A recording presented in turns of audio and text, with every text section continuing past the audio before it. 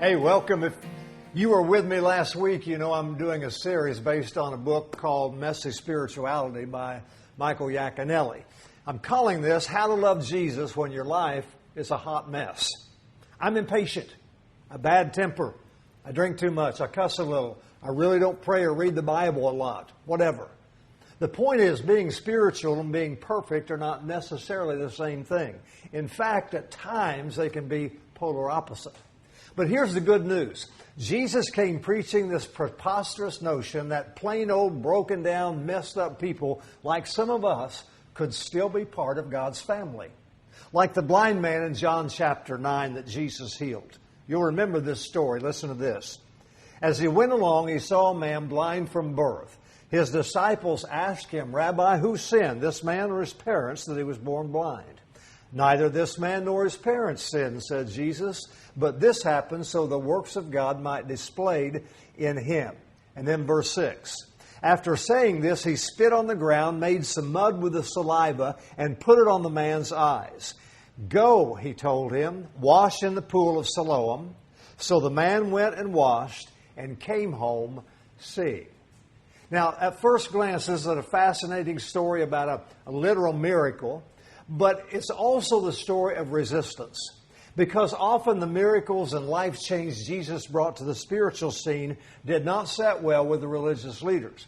What he preached and proclaimed was really antithetical to most everything they believed and taught. Jesus came turning their religious world virtually upside down.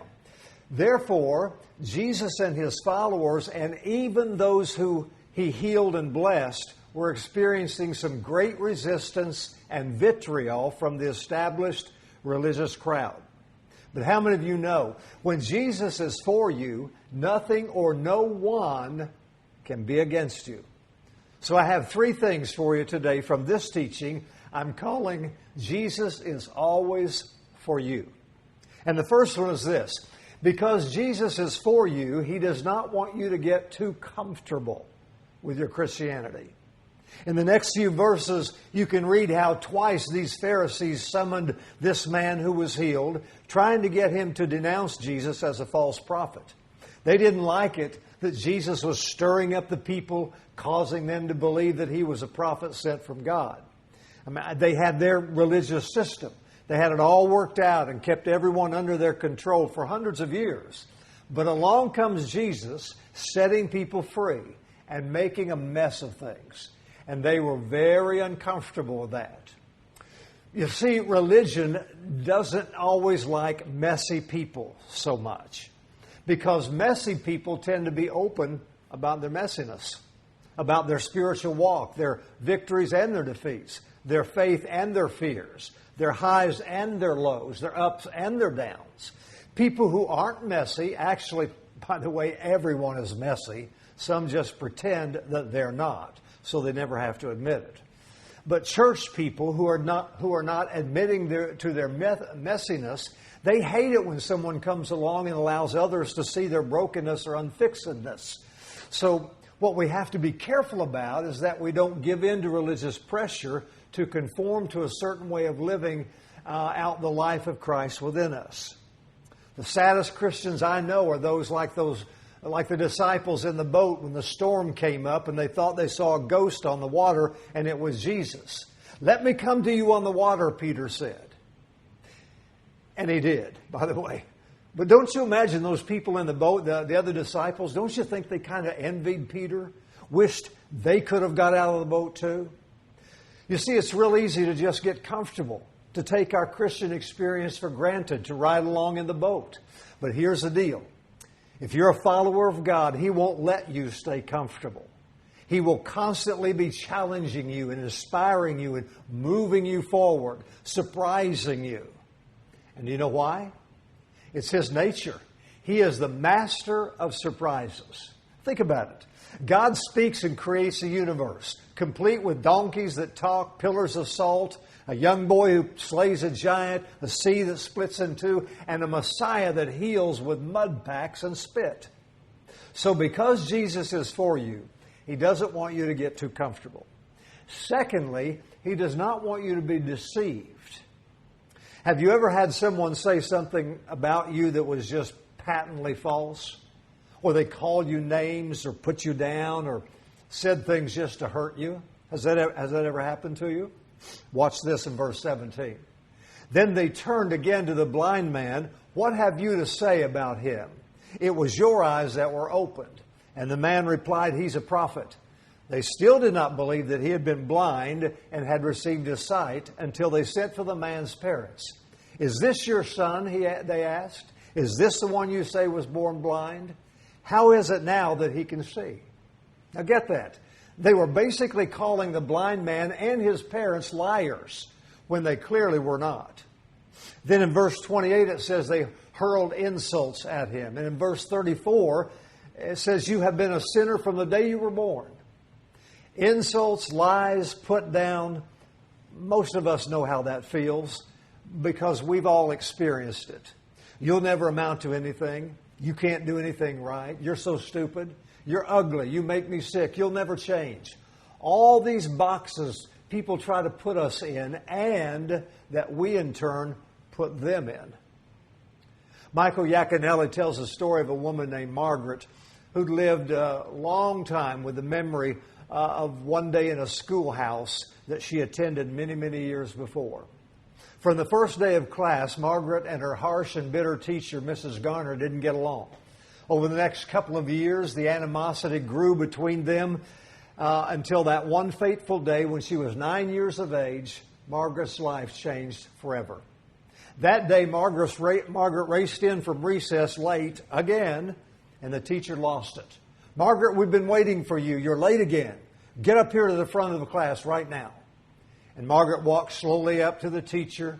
She was told to face the class, and then the nightmare began. Boys and girls, Margaret's been a bad girl. I've tried to help her be responsible, but apparently she doesn't want to learn. So we're going to teach her a lesson. She instructed each child to come to the chalkboard and write down something bad about Margaret, telling them that maybe the experience would motivate Margaret to be a better person. Margaret stood frozen, as you can imagine, next to the teacher as one by one the children came to the chalkboard, each one writing life-smothering words that slowly but surely extinguished the light in Margaret's soul. Margaret is stupid. Margaret is bad. Margaret is a dummy. Margaret is ugly. Margaret is selfish. On and on it went until 25 scribblings of Margaret's badness screamed out from that board to her little 9-year-old heart. That afternoon, Margaret walked home alone on what felt like was the longest day of her life. When she got home, she went right to bed claiming she felt ill, and she tried to cry her pain away, but to no avail. Now here she is, 40 years later, slumped in a psychologist's waiting room, still cringing in the shadow of those 25 sentences. Because to her horror, Margaret had slowly over the years become exactly what those students had written. Isn't that just so sad? So here's the issue for us.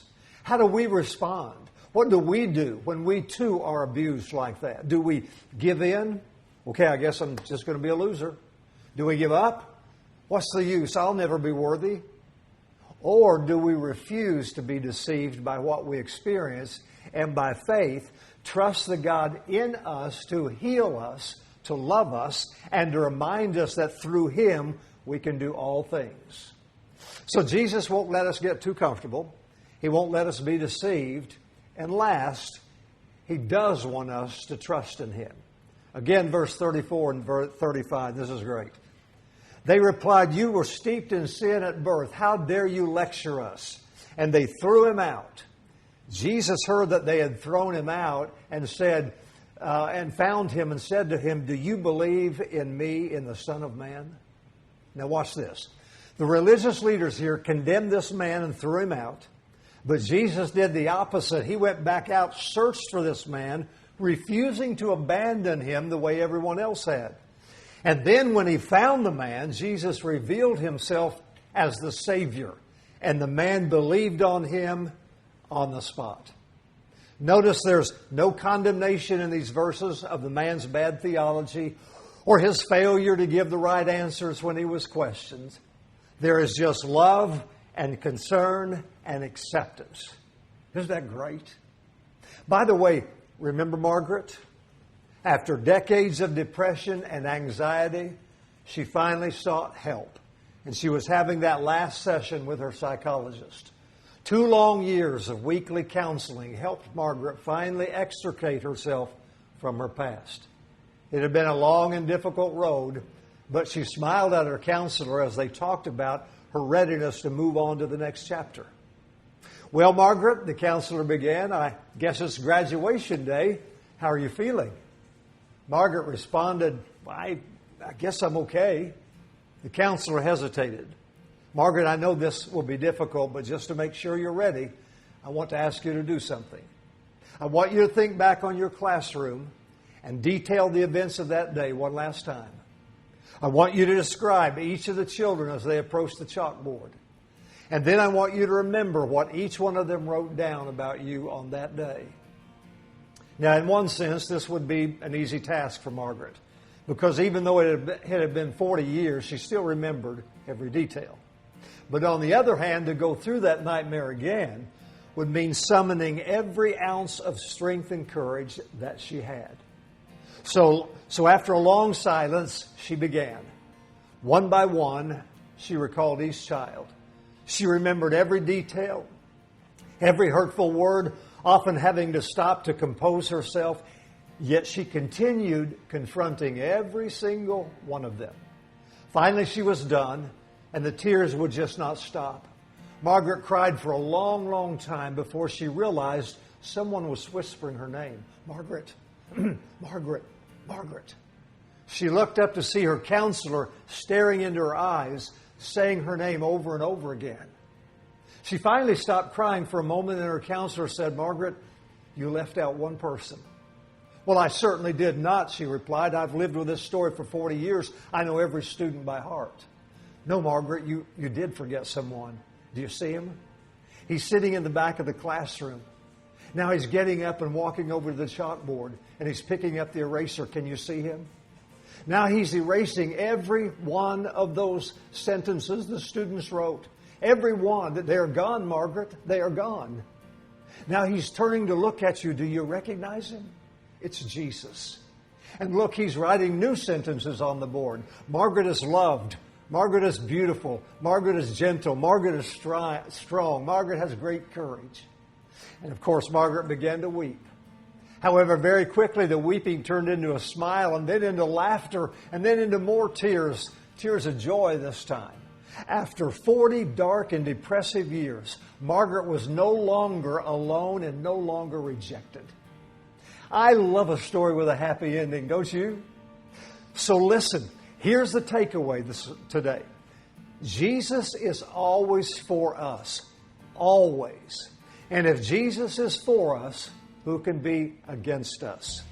The answer, of course, is no one and no thing. Which means you don't have to worry and fret that you love Jesus, but your life gets messy sometimes. Look at someone right now and say, Jesus is always for me. Okay, that's it for today. If I can help you or pray for you, please let me know. Contact me at newdaychurchbrandon.org with a message, or just go on social media and send me a personal message. So thank you for joining me today. I look forward to seeing you again next time. God bless. Have a great week.